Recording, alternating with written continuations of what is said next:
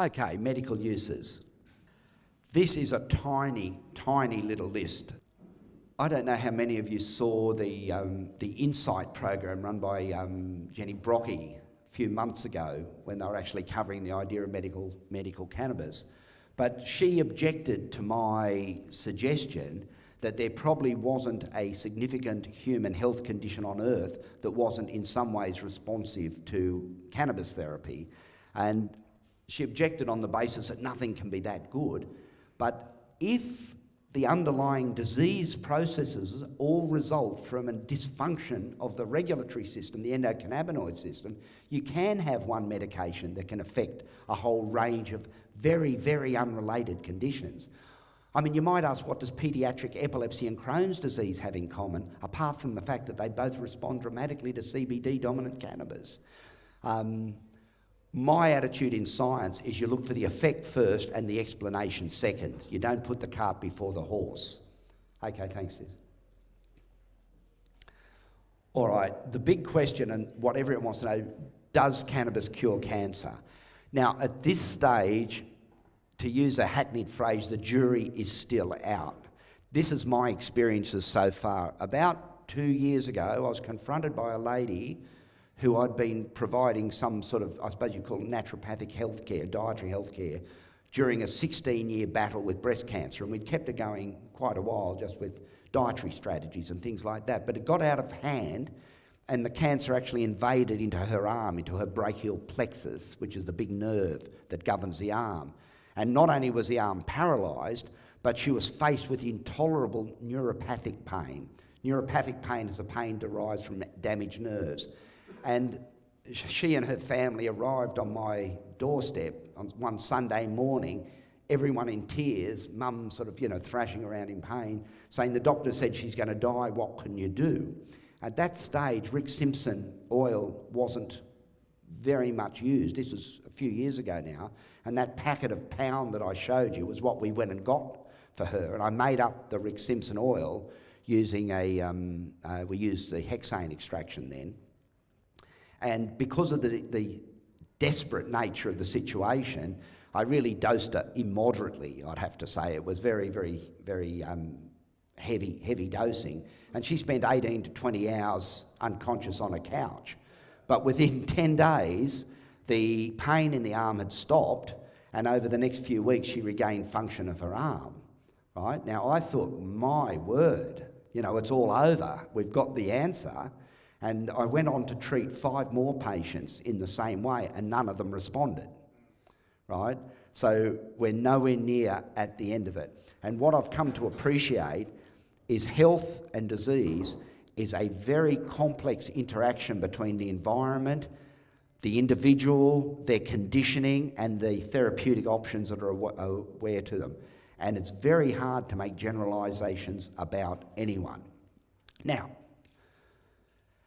there is no doubt whatsoever that there's huge indicators of efficacy or indicators of positive action of cannabis against cancer, right?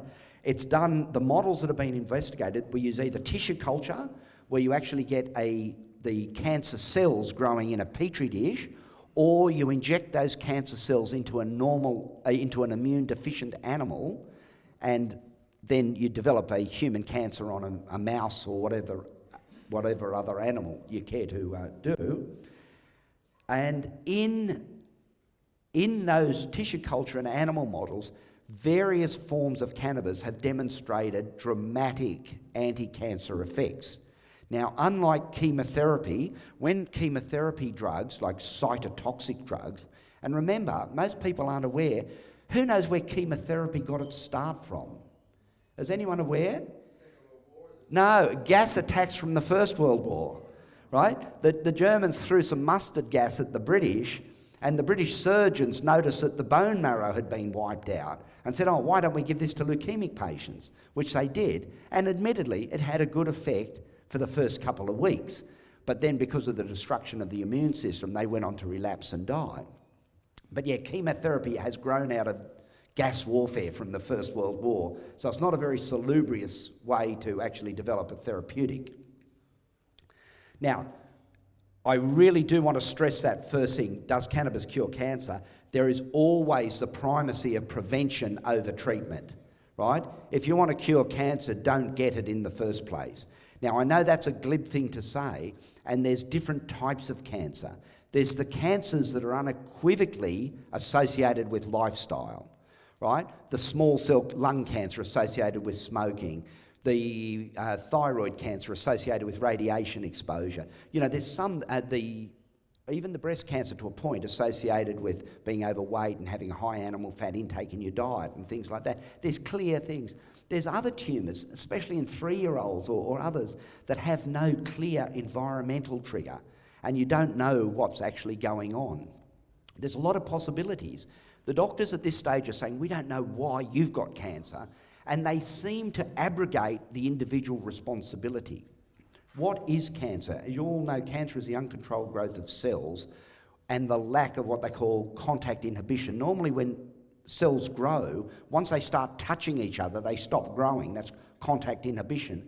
Cancer doesn't have contact inhibition, and it just goes on and on like that. Now, the biology of cancer is not very well understood, and there's a lot of misconceptions, which has led to some strange treatments.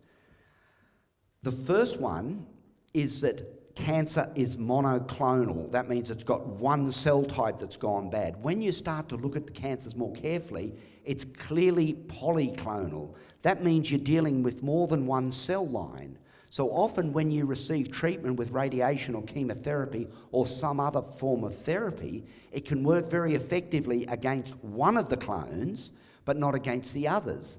So the usual pattern of having chemotherapeutic treatment is you'd normally get an excellent response. You've got big lumps coming out of your body, and doc gives you the weed killer into your arm, and the things go away and say, oh, look, mum's tumour's getting smaller. That's what happens. Normally, in the first untreated cancer, something like 90% of the cells are sensitive to whatever treatment you give them. But what's left? The ones that are left, the 10%, are now resistant. And if you've been irradiated, it's worse than that. The radiation actually develops what they call resistant cancer stem cells. And they go on to repopulate the recurrence or the relapse with resistant cells. So the next dose of treatment that you give has to be much more toxic in much higher levels to even get the same result. And the result of treating with chemotherapy or radiation is the bouncing ball effect. The first result, the ball bounces nice and high. The second one, it bounces about half, and then about a quarter, and then barely at all. And that's the response of chemotherapy. It's really, with very few exceptions, and those exceptions would be testicular cancer and Hodgkin's lymphoma, which appear to have long-term responses. By that I mean more than 10 years. Most of the chemotherapy is an evanescent effect, right? That means it works for a while, but then it ceases to be effective. In just the same way as we've overused antibiotics, and now we have a whole suite of resistant germs that don't respond to the antibiotics, in the same way with the cancer, after they've been exposed to an agent or two, they develop resistance. It's not a static thing. It's an adaptive, infiltrating sort of entity that learns from what you do to it and takes efforts to evade both your immune system and the chemicals and the radiations that's thrown at it. So, hang on, models of cancer, clinical case reports. There are a couple of well-documented case reports of dramatic responses to cancer. Probably one that should have got a lot more attention than it did was in the Johns Hopkins Hospital. This is on the internet. A 14-year-old boy had what they call a Philadelphia positive, chromosome positive acute lymphoblastic leukemia, which is a particularly nasty hematological malignancy, right? And this kid was in Johns Hopkins University Hospital, where they treat like what we call cavalier treatment. He was receiving enormous doses of chemotherapy. Anything they had, they were giving to him in series. Now, your white cells should be below about 11,000. His white cells were 300,000, right? So it gives you an idea of the extent of his disease. And with all the chemotherapy, the leukemic cell index was going up on treatment, and that's a real, what we call a negative prognostic indicator. It usually means there's no hope at all. Now, the family as is often the case in these dying times, said, we really want to try cannabis. And after the usual sort of foot dragging and things like that, they decided that, yeah, the kid was obviously dying, so what harm was there? And they gave him some cannabis oil for a week, and there was very little change in his state. And then they changed to a different oil, and over the next 5 days, there was a daily and major stepwise reduction, right? He'd experienced a major tumour response. Unfortunately, on the 5th day, he died as a result of a hemorrhage which had been induced by the prior chemotherapy. Now, as a measure of how scientifically corrupt the people are at the Johns Hopkins, they didn't analyse the cannabis oil, the second cannabis oil. Now, to me, that's tantamount to, I mean, it's a crime against humanity, because it's clear now there are different combinations of cannabinoids that have more or less effect. Some oils do some good and some oils don't. And at this stage, we can't know what. But at that particular individual case, we had a chance to look at the differences between a non-effective and an effective treatment, and that's been lost for all eternity. Now, you just look at the science of the people that are opposers. Here someone said, oh yeah, we got a response to cannabis. I said, well, what was in it? What was it? It's like saying we got a response to tablets, right? It's just pathetic that scientists can behave in this way. It's just as the same say, oh, cannabis does this or that. It really does depend, and we have to get a lot more subtle and a lot more detailed in the way we actually view medical cannabis, because there's very, very significant differences. Now, the difference between a tumour response to cannabis and a tumour response to chemotherapy is massive. When you give someone chemotherapy, the cells that are affected die by the process of necrosis. Necrosis simply means death, because the cells swell up and burst, and it's quite a messy and inflammatory condition. When cells interact with cannabinoids, they don't go through necrosis. They go, actually, we'll have the next slide, I think. They go through a process called apoptosis or autophagy. And these are basically physiological processes. So when you're a little embryo in utero, remember your hands start off as a little blob, and then by the process of apoptosis, they're actually remodeled. The extra skin is cut away. So the apoptosis is, they call it cell suicide. You can say that, but what it is, it's an energy-dependent process where the cell actually pumps out its own fluid. It's a bit like you sort of open a tap and squeeze out all the fluid, and the cell goes from this size to this size, and then it's just taken up by immune cells and recycled. The beauty of it is it involves no inflammation. It's a very tidy process, and it completely leaves alone normally transformed cells. So if you have, say, 50% cancer cells, 50% fibroblasts in a petri dish, and you put the cannabinoids in, you'll delete the cancer cells without affecting transformed cells, like normal cells. And that's a huge difference between that and most of the chemotherapeutic agents. The other important effect of cannabis is the inhibition of angiogenesis. Angiogenesis just means the development of new blood supply, right? When you've got a tiny tumour, less than a couple of millimetres, it doesn't need a blood supply because all the nutrients can infuse into it. But to get bigger, to get more than a couple of centimetres, it has to make blood vessels grow. And if you can stop the blood vessels from growing, you can choke off the tumour or slow up its growth. Now, the allopathic doctors are developing various antibody things aimed at attacking the angiogenesis factors, but they haven't had a good clinical response. With cannabis, it appears to be, let me try and make this balanced. In all the patients we've treated, we've only seen a couple of dramatic remissions, right? But in many of them, we've seen a significant slowing of the disease. And so many times the doctors said, I've got 3 months to live, and 2 years later they're still coming to see us for their oil and things like that. There is no doubt cannabis slows up the growth of tumour, whether it's a direct effect on the tumour itself or by enhancing the person's well-being and recruiting their immune system against it. It may be both. The other thing is increased intracellular adhesion. Now, the cells in our body, all the cells in our body are joined by these little things called desmosomes, and they stick the cells together. But with age and junk food and all the other things, the gaps between our cells get loose, and it makes it relatively easy for metastases to take root. With the cannabis, it has a clear effect of increasing intracellular adhesion, and it basically shoulders the mets out. So these are effects we've seen, the slowing of the rate of metastases and the growth of the tumours. And our mission at the moment is to refine our therapeutics to actually increase the rates of actual remission that we get. Okay, why are we not getting better results than we're getting in the field of cancer treatment? My particular bias is that most of the people that come to us, firstly, they're usually coming at the end of 3 or 4 cycles of chemo and a bit of radiation, and they're suffering from severe long-term hyponutrition with multiple significant deficiencies, specifically omega-3, iodine, zinc and selenium, and many others. Now, I'll talk about those because they're all important. I'll come back to that. The other thing, and probably the main stumbling block to people's wellness, is that they're prisoners to their own habits. And those habits can be habits of behaviour or habits of thought.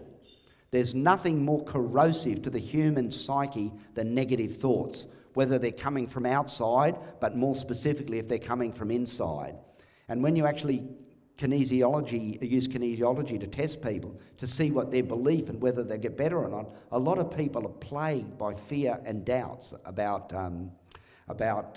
their outcomes, and that almost guarantees a negative outcome. Now, I know it's hard to keep a positive outlook when you're confronted by a malignant growth, but what else can you do? Okay, especially radiation generates these resistant cancer stem cells, and in many cases they make the treatment almost guaranteed to fail. The problem with radiation, as in the problem with chemo, is you do get an initial good effect, and from time to time, very regrettably, we've had to send some of our less successful patients along for focused radiation to control things like particularly painful bony mets or a situation where it might be critical on their nervous system or something like that. But normally by the time we've done that, we've accepted the fact that we're not going to have a cure and we're into holding mode. But radiation,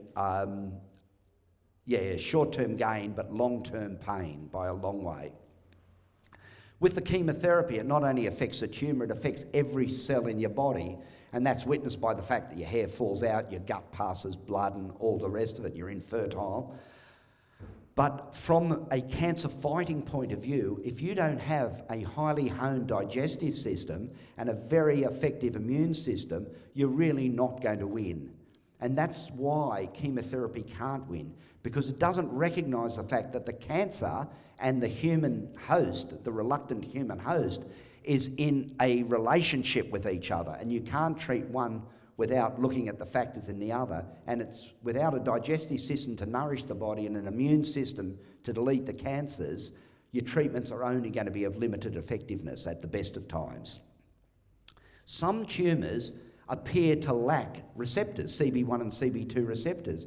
Now, very little work has been done on that, but the way I see things going forward is that once someone has a tumour biopsy, in the future, I'd like to think we'll do CB1 and CB2 assays on them at that stage and direct the people with high density of receptors straight to us, rather than let them go through a whole lot of other treatments before they come to us at a stage when it's where it's likely to be less effective.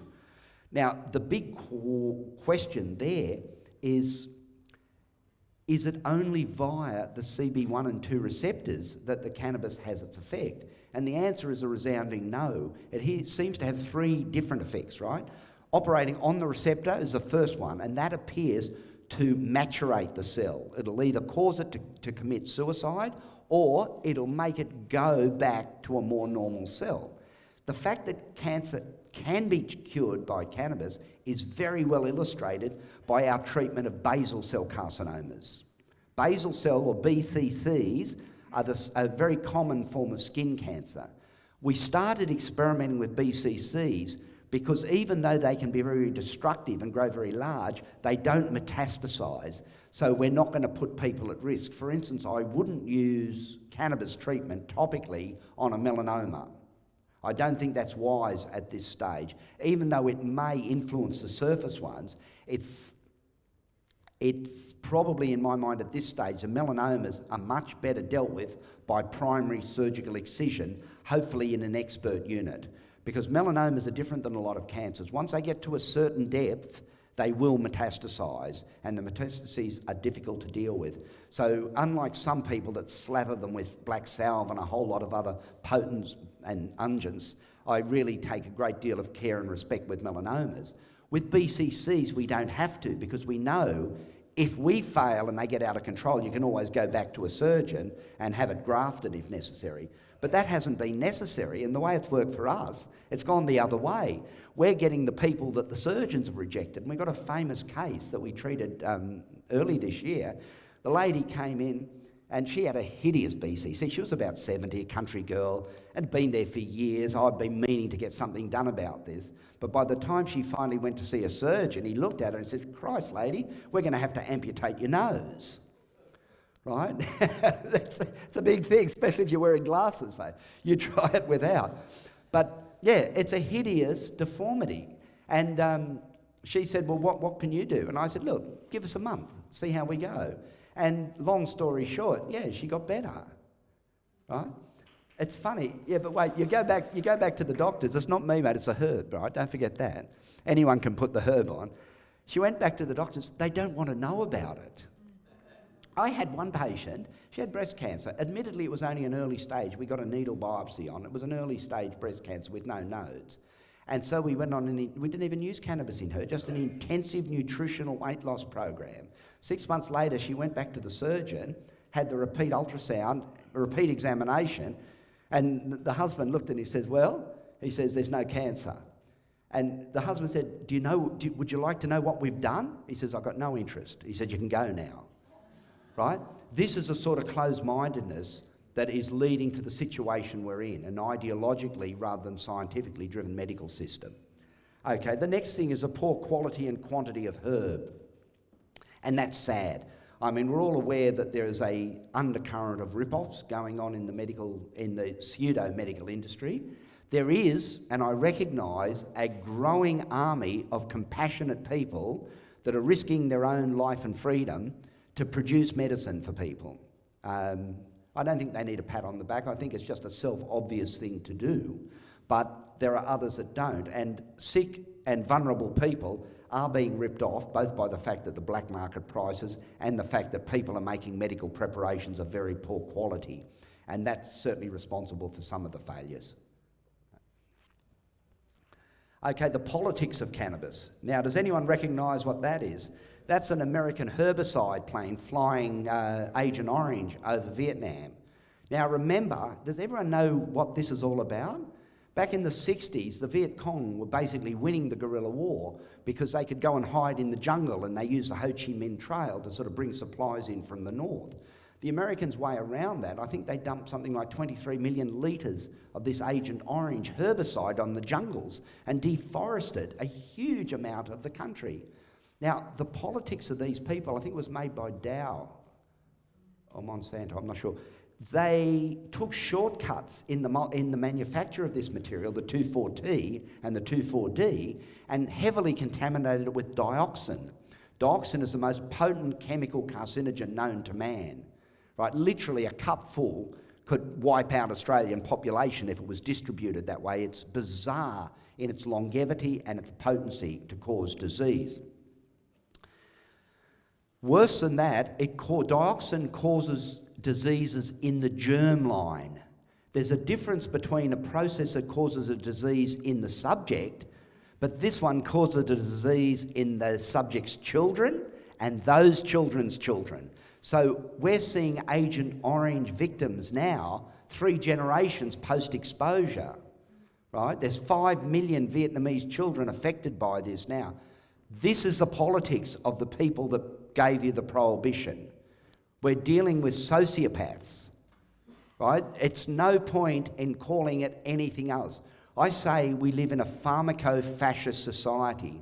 They've used drug policy to control the people, and it's very much a case in the health system of the fox minding the pigeons. I feel there is unequivocal evidence that they have consciously degraded the food supply and made us vulnerable to cancer, and then peddling snake oil cures at us in the form of chemotherapy and radiation. No.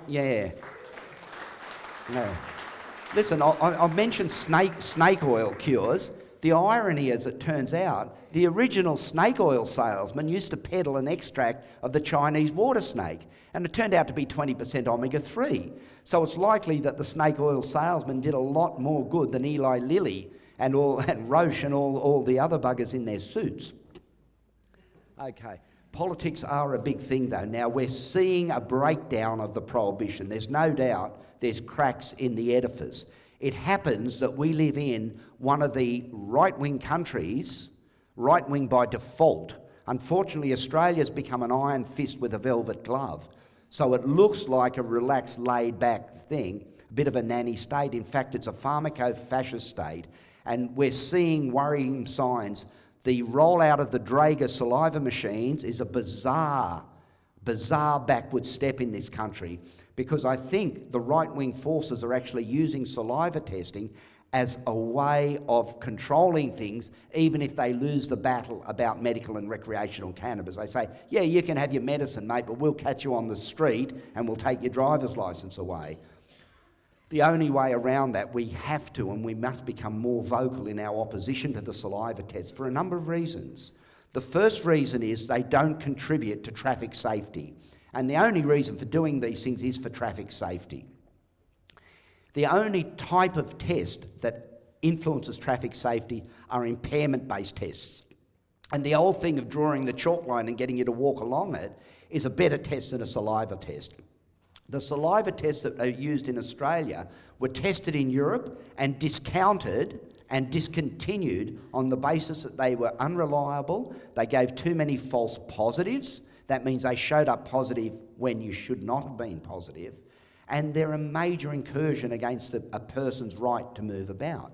By testing just the saliva, and usually for cannabis, and remember they don't test for pharmaceutical drugs like benzodiazepines, like Valium, or like antihistamines, or like the sleeping tablets, which are very clearly represented in fatal traffic accidents, right? So we're completely off the track. And now is a time, before these things become entrenched, to make a lot of noise and organise resistance against this, or we'll find ourselves in a situation where we win the battle and lose the war. Okay, it really is something that I worry a lot about. Okay, models for progress. Now, I repeat my assertion that the prohibition is problem, not the plant. And once that is borne in mind, there is no point in just letting the door open a little bit, right? The basic underlying assumption in the government is, oh, it's still a dangerous plant, you'll still get psychosis, but looks like some of it helps medically. That's not the way it is.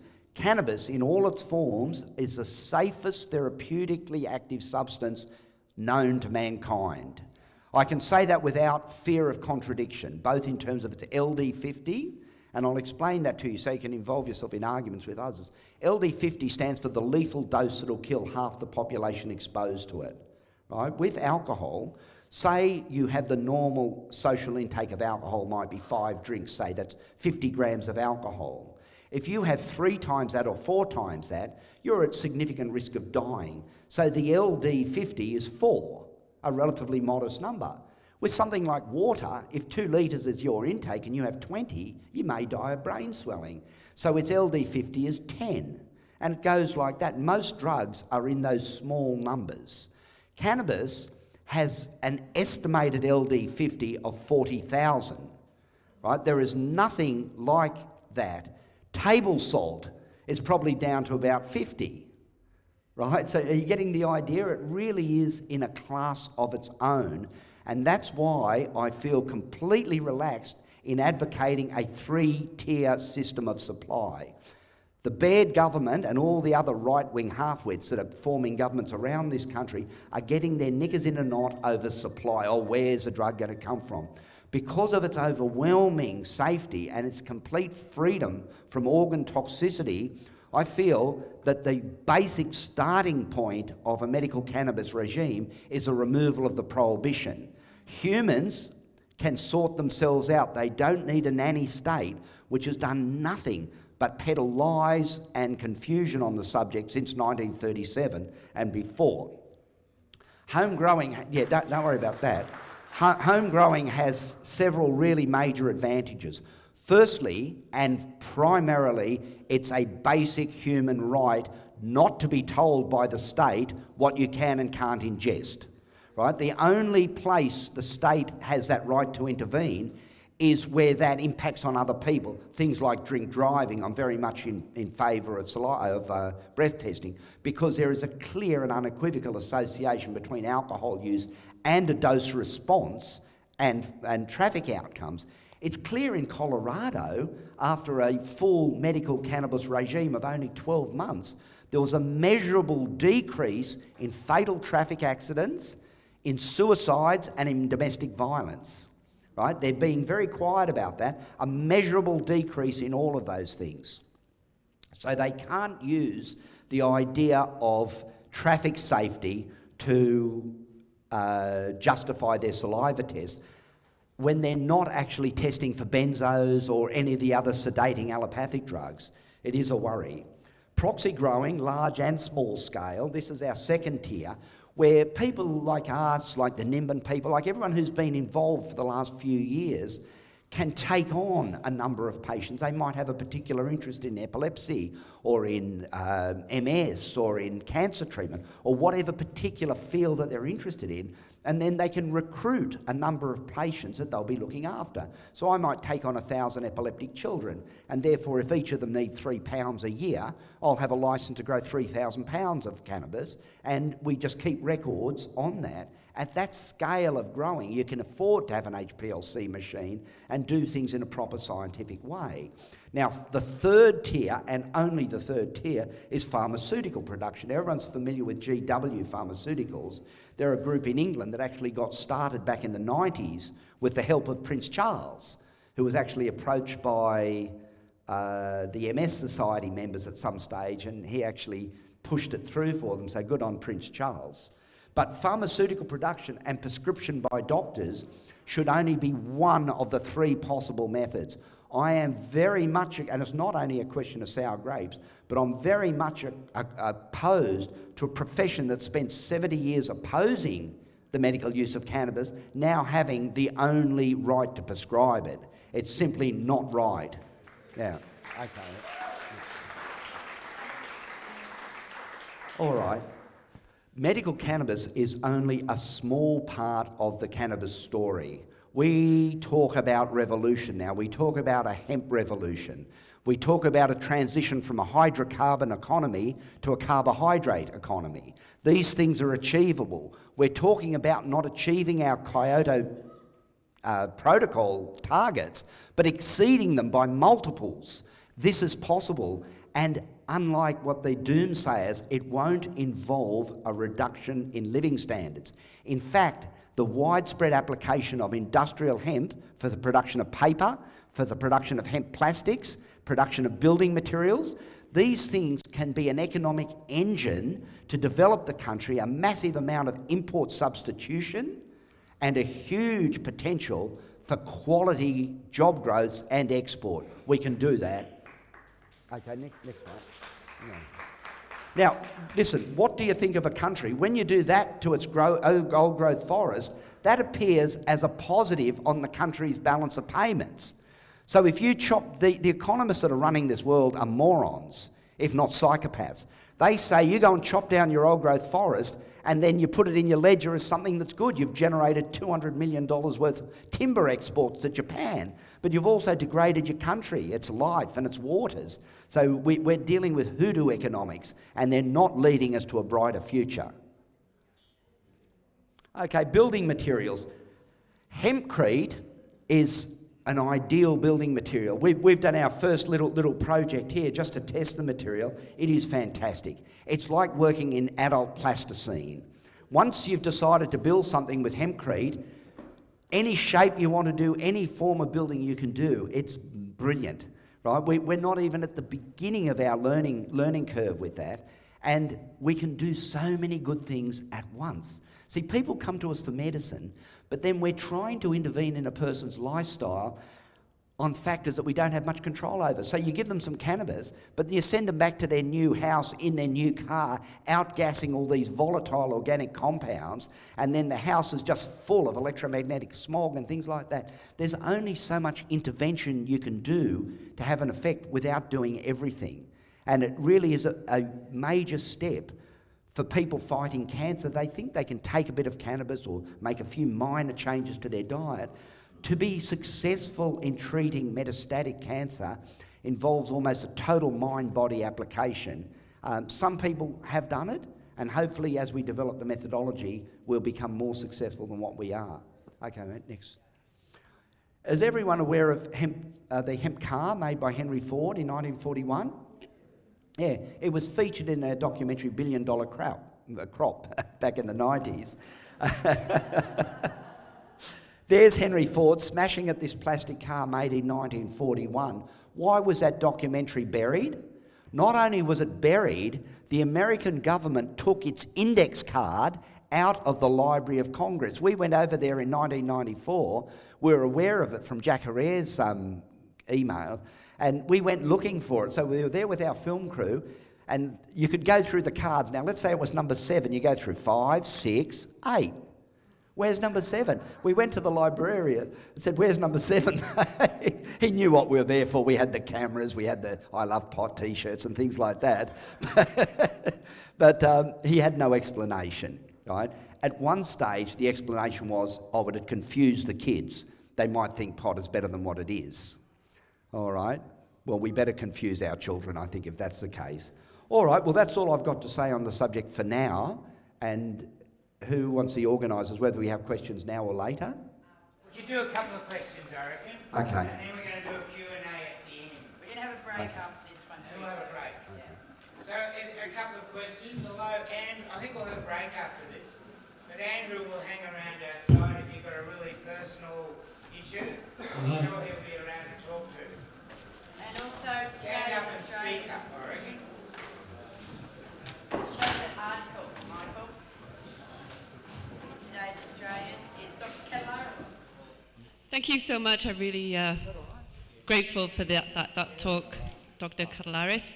I just have one question about one of the slides that you were going to come back to in the treatment of cancer, and you were talking specifically about the nutritional deficiencies and how omega-3, zinc, magnesium, and there was maybe one other one, those specific minerals and nutrients deficiencies in our kind of corporate diet that's out there, how those deficiencies relate to the endocannabinoid system and the treatment of cancer. All right. That's a big question and a good question, and I can't give a definitive answer. The one where it's clear that I already highlighted, without having the right lipids going into your diet in the form of hemp seed and flax and chia and things like that, your cell membranes simply don't form in the right way that can be then used to produce the endocannabinoids, right? But there's much more to it. And in the body, it's a case of, no man's an island complete in itself. We're all part of the whole. I'll just divert a little bit. I mentioned selenium, for instance. Now, selenium, because this touches on supplements too, so I'm taking a bit of liberty with that question to bring up another point. There was an experiment. Selenium is a critical trace microelement that's used to make an enzyme called glutathione reductase. Glutathione is a major antioxidant in the body, the intrinsic antioxidant. So antioxidants can occur in the body or in the diet, and you need them both. Without selenium, you don't make glutathione, you don't have the intracellular antioxidants, and you're much more prone to cancer and other diseases. Now, they did an experiment in New Zealand last year where they took, I think, 20 to 50 people, and they put them on selenium tablets, which are an expensive way to take selenium. They put the others on 2 Brazil nuts a day. Now, Brazil nuts concentrate selenium, And at the end of 3 months, they measured the blood levels of selenium, and they found that in the tablet group and the Brazil nut group, the levels were more or less the same. But when they measured the amount of glutathione in the two groups, they found that the Brazil nut group had 3 times as much glutathione activity, right? So nutrition is incredibly complicated. It's not only the primary nutrient that you're after the minor cofactors as well. So I don't delude myself into thinking we have such a good grasp of human physiology that we understand the subtleties of how things work, and you can't improve on nature, right? An elemental diet made up in a chemist's laboratory can't be as good as fruit and vegetables. You might say, why not? But it's not. There are dozens of minor elements that interact together like an orchestra, right? So the function of the endocannabinoid system really depends on the functioning of all the systems. But the one key nutrient is the lipid intake and the imbalance of 3 and 6 and the over-intake of saturated fats. Earlier you alluded to an amount for a cancer response. Say again? You alluded to an amount of cannabis or an amount of CBDs or an amount to get a cancer response. Like, what is that amount? That seems to be a magical number. Yeah, no, the amount's not known. Look, there seems to be 2 very different ways of using cannabis in cancer. Right? Now, the usual one, the prior way, the Rick Simpson sort of thing, just load them up and they'll be okay, right? We've had a lot of trouble with Rick Simpson oil, I have to say, right? There's a lot of intolerance, a lot of inability to actually tolerate it. And the people have said to me, look, even if I die, it's better than going through that sort of thing again. That's not everyone's view, but there is a fair amount of intolerance. Now, what I'm increasingly doing now, because our primary intervention against cancer is dietary, and I'm increasingly using cannabis in a dose that's dictated by the patient's well-being. So they say, how much should I take? And I say, take the amount that best enhances your life. So we're using it as an indirect effect via the psychoimmunological connection between being happy and having a vibrant immune system. Now, having said that, in the test tube, there does appear to be a fair bit of evidence that there's a dose response. So say you've got cancer cells in there, you put in 5 micrograms, no response, 10, no response, 15, good response, 20, better response. There is a dose response, right? But whether we can translate the dose response in the test tube into the human body is another matter, right? What I've found, say for instance, and we're constantly confronted by people with ovarian cancer. Now, ovarian cancer is a very lethal form of cancer because it presents late, and they end up with metastases in the stomach or in the abdomen, which interferes with their digestion of food. So with those people, we're experimenting with the idea of actually introducing the cannabis by injection in a similar way. See, it's working so well for the BCCs because you get a very high local dose. Right? Very high local dose, and it's simply not possible to eat enough cannabis to get the sort of doses we're getting on the skin, right?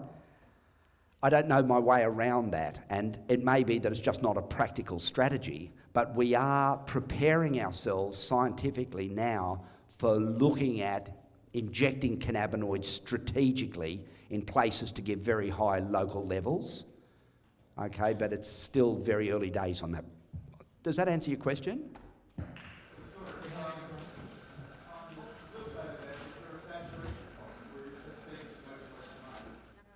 There's certain, well, I don't know about a saturation point, but I've seen people who, as their disease is getting out of control, they take the dose right up, and it does become negative. You can have too much oil. There's no doubt about that. And I think at the higher levels, it can even become immune suppressant. Right? And also lying around for 18 or 20 hours a day at a time is not conducive to regaining good health. Right? So, yeah, I'm struggling with sorting that out at the moment, but at the moment, we're actually moving more towards using patient-directed dosages where they're operating on their well-being as the endpoint rather than some idea of 1 gram a day as per the Simpson method. Yeah. Not an easy question to answer. I reckon we'll have So have you seen yourself in the Good Weekend This is the Good Weekend magazine this weekend. Dr. Pot, have you seen that? No, I hadn't. There you go. I'll take it over to my mum. So it's so nice to hear a doctor say, look, I'm not sure about that. We're still working that out. You never hear doctors say that. I love hearing that. So I reckon we should have a break. And then Chris Harris, a local healer, alchemist, is going to talk. Simo's made terrific and Narelle hemp seed food out there. And I think Andrew will hang around and you'll get a chance to talk to him out there. When the talks come back on, say in 15 minutes, we'll close that door though. So if you're outside, try and keep the noise down a bit. Make a donation out the front for Gail, the cost of everything, and really appreciate you all coming. Isn't he a hero?